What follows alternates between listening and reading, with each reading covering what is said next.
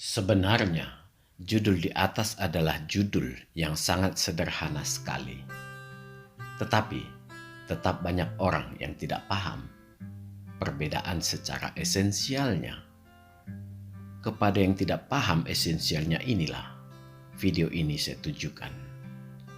Karena kalangan ini yang paling banyak yang diombang-ambingkan para tikus-tikus politik. Orang ini yang sebenarnya, kalau bagi saya katakan politikus yang paling kurang ajar. Karena mempermainkan manusia yang polos atau strata pendidikannya tidak tinggi. Yang paling parah, dibawa ke ranah politik oleh para politikus yang berbaju agama. Agama. Lebih keras lagi saya katakan Tuhan dipakai sebagai senjata untuk mengancam umat ciptaan Tuhan, bahkan yang sekalipun sealiran. Adakah manusia yang lebih jahat dari ini? Di mata saya, dia lebih jahat dari seorang pembunuh. Sungguh mengerikan sebenarnya. Dan yang bersangkutan tampak menikmatinya. Dia semakin mengagulkan diri, semakin menyombongkan diri atas rasa segan orang kepadanya karena di bawah ancaman agama dan Tuhan yang didoktrinkannya. Padahal, bila kita mau merenung sedikit saja, para pedagang agama ini sangat tampak tidak akrab dengan Tuhan. Manusia yang akrab dengan Tuhan akan berciri, wajahnya semakin teduh, bersih, welas asih, dan mengasihi semua manusia dan ciptaan Tuhan. Tidak akan mungkin manusia yang dekat dengan Tuhan mengeluarkan umpatan kotor, sumpah serapah, menghina, merendahkan orang lain, dan semua itu diucapkannya dengan arogan. Orang hanya merasa aneh, terlebih orang yang seagama hanya bisa mengeluh. Tuhan yang mana yang diwakilinya sebenarnya? Kepada orang yang sering bertanya kepada saya, selalu saya katakan yang bersangkutan bukan pemuka agama, bahkan sebenarnya tidak mengerti tentang politik. Yang pasti, dia hanya pedagang agama. Dia tidak memiliki pekerjaan, atau sebelumnya dia bekerja dengan penghasilan yang jauh dari kebutuhannya. Dan dia beralih profesi, menjual agama dan Tuhan dengan berbekal aksesoris keagamaan dan menghafal sedikit ayat kitab suci. Keberuntungannya pasti menjanjikan karena dia berdagang di strata sosial bangsa Indonesia yang taat beragama dan bertuhan. Dagangannya akan laris manis. Rasa rendah diri yang sebelumnya menguasainya sekarang tergantikan dengan sikap arogan atau jumawa. Dia lupa Tuhan tidak tidur. Di dunia dia seolah menjadi wakil Tuhan. Kelak di alam nanti Tuhan akan bertanya kepadanya, apa haknya mewakili Tuhan? Apakah dia mungkin berpikir akan bertobat setelah kaya raya? Atau bertobat setelah akan mati? Tidak, Tuhan tidak seperti itu. Segala sikap pura-pura kita tetap diketahui Tuhan. Yang benar adalah ketika kita sadar kita melakukan kesalahan, maka dengan segera kita memohon ampun dan berbalik, meninggalkan semua hal yang salah itu. Dan jangan lupa, semua hasil yang diperoleh dari hal yang salah itu harus dikembalikan seluruhnya. Ya, bila sebelumnya kita tidak memiliki apa-apa, memang kita akan kembali tidak memiliki apa-apa. Dan itulah yang diinginkan Tuhan. Dan kita memperoleh kedamaian hati. Hati yang damai diberikan Tuhan sebagai ganti harta dan kebanggaan semu yang selama ini kita kejar. Apakah mereka akan mau melakukan hal tersebut? Mayoritas tidak. Karena dalam pengamatan saya, mereka sangat menikmati kebanggaan dan harta duniawi itu. Dan semua itu mereka lakukan dengan sadar. Artinya, mereka tahu bahwa sebenarnya mereka sedang mempermainkan Tuhan. Itu yang sangat membuat Tuhan murka. Menjual nama Tuhan dan agama milik Tuhan untuk mencari harta dengan merendahkan Tuhan. Memanglah, hukuman terberat bagi umat manusia adalah bagi orang yang bermain-main dengan otoritas Tuhan. Dan orang-orang tersebut yang paling banyak adalah dari kalangan pemuka agama. Yang membuat saya tambah terenyuh, banyak para profesor dan doktor yang sebenarnya gelarnya tersebut di bidang politik, justru yang paling semangat menyesatkan masyarakat. Dengan bermain-main dengan keempat istilah yang menjadi judul di atas. Sekalipun dia menyelipkan nama Tuhan untuk meyakinkan pendengarnya, saya tidak percaya semua omongannya itu. Karena apa? Ilmu yang diperolehnya diputarbalikkannya untuk memperlihatkan kegilaannya. Sayang, sebenarnya banyak para politikus itu sudah tua, yang artinya umurnya tinggal sedikit. Justru kesempatan ini tidak dipakainya untuk bertaubat dengan menolong sesama manusia. Sekali lagi, adakah manusia yang lebih jahat dari ini?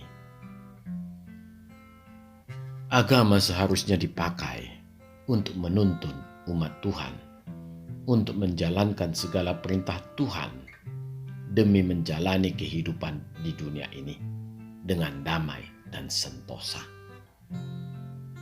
Karena Tuhan senang pada keindahan dan kedamaian. Tuhan ingin kita hidup bersama-sama secara harmonis di lingkungan yang sudah Dia ciptakan. Tuhan ada di dalam hati manusia. Secara kasat mata memang tidak tampak. Tetapi bukan berarti tidak ada.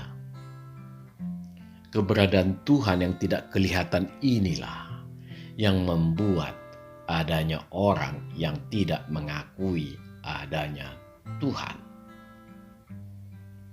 Orang-orang seperti ini dikenal dengan istilah ateis. Orang yang tidak bertuhan. Sebenarnya, tidak ada orang yang benar-benar ateis. Walau bagaimanapun, mereka tidak bisa mengingkari sebuah kenyataan. Banyaknya hal di sekeliling kita yang tidak mampu kita jelaskan dengan logika. Saya cenderung mengelompokkan orang seperti ini adalah orang yang mengingkari hati nuraninya sendiri. Istilah kafir adalah istilah yang muncul dari zaman dahulu, yang mencoba membuat pengelompokan terhadap orang yang mengenal Tuhan dengan orang yang menganut animisme. Memang di awal kontra dari istilah penganut sebuah agama adalah dengan yang tidak beragama atau penganut animisme. Dunia kuno boleh dikatakan didominasi kepercayaan animisme ini, seperti menyembah gunung, menyembah pepohonan, danau, hutan yang angker, dan banyak lainnya. Ajaran aliran seperti ini seiring dengan waktu membentuk budaya.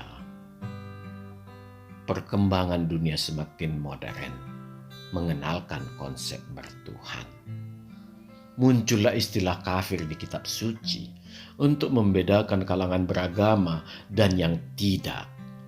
Jadi, memang kebablasan bila disebutkan bagi penganut agama di luar yang bersangkutan. Oleh karena itulah, kata kafir sebenarnya bukan kata milik satu golongan. Kata itu adalah kata yang dapat dipakai secara umum. Karena kata kafir adalah kata yang bersifat umum. Oleh karena itu, di dalam pemakaiannya tidak dapat dipakai untuk memaki, menghujat, atau menghakimi orang yang tidak sealiran. Orang yang melakukan hal ini bisa dikategorikan menista atau melakukan perbuatan yang tidak menyenangkan orang lain. Bisa dituntut di pengadilan. Tetapi ini hanya terjadi di negara yang aparatnya dapat dengan tegas menerapkan hukum.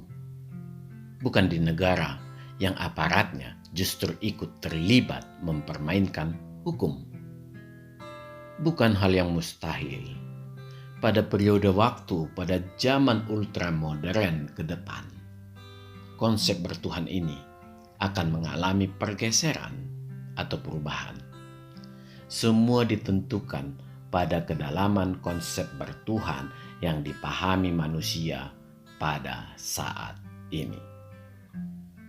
Di samping kelompok yang mengklaim bertuhan dan ateis, ada istilah yang sering dipakai tanpa mengerti juntrungannya.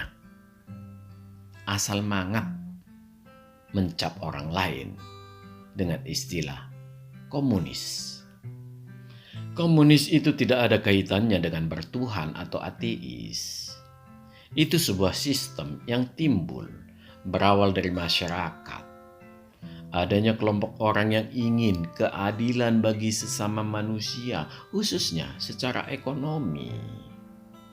Kalau bisa, sama-sama kaya. Atau minimal, sebisa mungkin tidak ada yang berkekurangan atau miskin. Konsepnya adalah penyamarataan.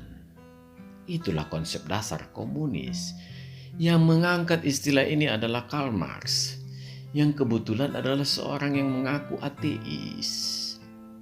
Inilah yang sering dipelintir dengan menyamakan komunis dan ateis.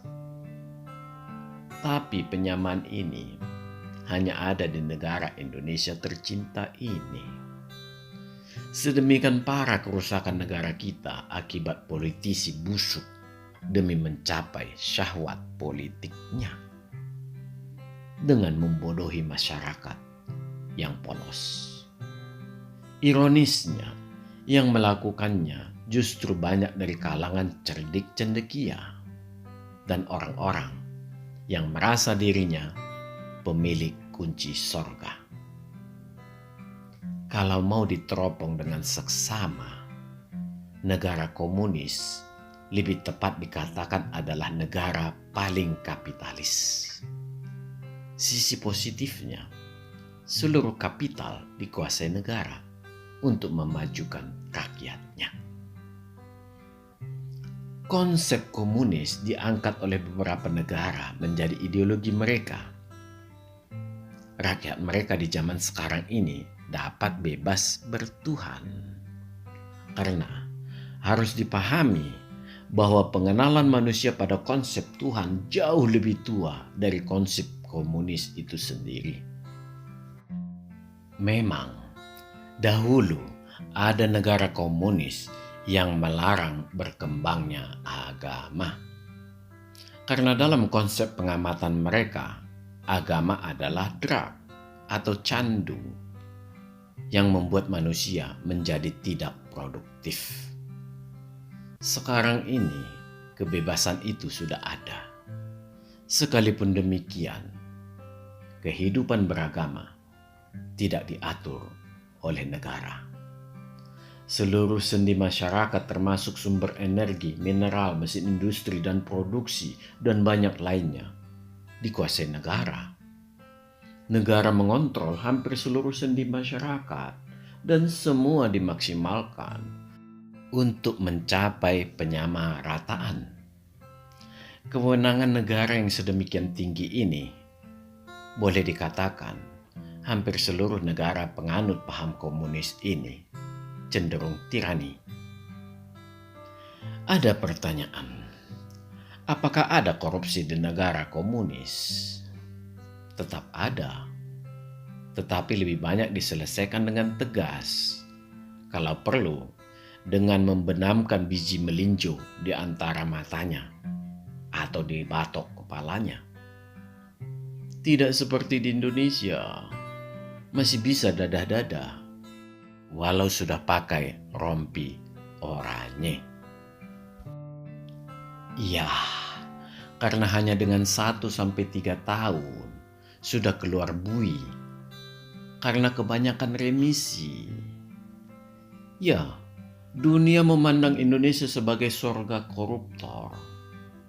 Melakukan korupsi, dituntut ringan, makan gratis di penjara, beli fasilitas dari hasil korupsi untuk bisa nyaman tinggal di penjara. Ditambah, dapat remisi bisa lebih dari 2/3 masa hukuman. Setelah keluar, tinggal mengumpulkan hasil korupsi dari sanak famili, dari supir, pembantu, bahkan sampai ke orang-orang desa yang dititipi. Bahkan mungkin sampai menggali tanah tempat menyimpan duit korupsinya. Uangnya tidak akan kedaluarsa karena dibui hanya sebentar. Apakah ada yang bermain-main dengan agama di negara komunis? Boleh dikatakan hampir tidak ada. Karena konsep negara mereka membebaskan beragama sepanjang dalam tanda kutip, tidak mencoba meracuni orang lain dengan agama yang dianutnya. Artinya tidak boleh ada kegaduhan. Semua diselesaikan negara. Sebenarnya mirip dengan konsep liberal. Hanya di negara liberal, tatanan hukumnya lebih pasti. Berbeda dengan komunis, semua ditentukan negara atau kekuasaan. Kita bisa melihat kondisi Indonesia yang mana orang-orang intoleran sering mangap-mangap, memaki dengan istilah PKI dan Cina. PKI dahulu adalah sebuah partai di Indonesia dan sebenarnya sama tujuannya dengan partai-partai sejenis di negara komunis. Dengan maksud menerapkan ideologi komunis seperti yang telah saya jelaskan sebelumnya. Apakah orang PKI itu beragama? Sebenarnya tidak perlu dijawab, karena sebenarnya 99,999% orang Indonesia mengenal Tuhan. Jangan kaitkan kebrutalan peristiwa yang dikenal dengan G30S itu dengan menuduh dilakukan oleh orang yang tidak beragama atau menuding secara langsung dengan istilah komunis pada pengertian yang telah saya jelaskan sebelumnya. 57 tahun telah berlalu, belum ada penjelasan resmi dari negara mengenai siapa yang menunggangi, siapa yang ditunggangi, siapa yang melakukan kudeta, siapa yang melakukan kebrutalan. Semua masih gelap. Mungkin tahun 2045 menjadi momentum untuk kilas balik sejarah kelam Indonesia agar dibuka semua. Ya, memang negara kita menganut ewuh pekewuh, mikul dhuwur mendem jero. Sebuah kebijakan yang sangat baik sebenarnya, tetapi tidak bisa diterapkan dalam konteks bernegara. Negara ini harus mampu menjamin kepastian hukum. Sangat berbeda dengan Amerika yang cukup hanya 30 tahun untuk membuka dokumen resmi lembaran negara. Kita bisa membayangkan, kita juga bisa seperti itu pada tahun 2045 nanti. Agar dibuka juga siapa yang bergelar bapak intoleransi, siapa yang suka mengkafir-kafirkan orang, siapa para profesor dan dokter yang jadi gelandangan politik. Mungkin saat itu cukup tepat membuka sejarah kelam Indonesia. Yang boleh kita katakan selama 1 dekade ini adalah masa kegelapan toleransi di Indonesia. Memanglah di G30S terlibat PKI, tetapi sebagai salah satu partai yang berideologi komunis. Jadi bukan komunis dunia. Negara Tiongkok sendiri saat ini adalah negara komunis terbesar di dunia. Kita bisa melihat kehidupan rakyatnya yang hampir 1,5 miliar orang, lebih dari 5 kali Indonesia. Rasanya kita akan malu membandingkan diri kita dengan mereka. Kita sibuk meneriakkan nama Tuhan, mereka sibuk membuat matahari buatan. Kita sibuk rebutan kunci sorga, mereka sibuk mengeksplorasi bulan. Sebenarnya tujuan kita mau kemana? Apakah kita mau meminta makan, energi, kemajuan teknologi secara simsalabim ke Tuhan? Apakah Tuhan tidak marah melihat bangsa kita ini semakin pemalas? Sekali lagi, kita sebenarnya sudah di mana? Mari, kita harus jujur. Kita hanya sibuk mengkafir-kafirkan saudara sebangsanya sendiri. Sibuk berdemo sana-sini. Sebenarnya tujuannya mungkin untuk menutupi kemalasan. Ya, kemalasan diri sendiri. Untuk mau bekerja keras demi menghidupi keluarga dan meraih prestasi. Semua ingin mencari jalan pintas, ingin secara kilat kaya raya, tidak peduli caranya. Baik melalui korupsi, memanfaatkan orang, menipu, bahkan kalau perlu berjualan agama. Rasanya ada yang hilang dari bangsa kita ini, yaitu integritas. Terlebih, Indonesia kehilangan wibawa aparat penegak hukum. Semua sudah kadung kebablasan karena pembiaran. Bagaikan benang kusut, tidak terlihat lagi mana kedua ujungnya. Akhir-akhir ini, Tiongkok berhasil mengungkap mineral bulan. Ada ternyata yang mengandung helium-3. Dunia tersentak. Di bumi sendiri, helium-3 hanya sedikit, paling hanya puluhan ribu ton. Amerika bahkan sudah dengan diam-diam mencoba memulai menghasilkannya. Helium-3 merupakan energi yang sangat luar biasa dan tanpa risiko radioaktif. Hanya dengan 30 ton, mampu memenuhi kebutuhan seluruh Amerika selama 1 tahun. Bayangkan, bila Amerika mampu mencapai ini, mereka tidak kesulitan energi selama ribuan tahun. Yang pasti, Amerika tidak akan mengeksplorasi helium-3 yang di bumi. Kenapa?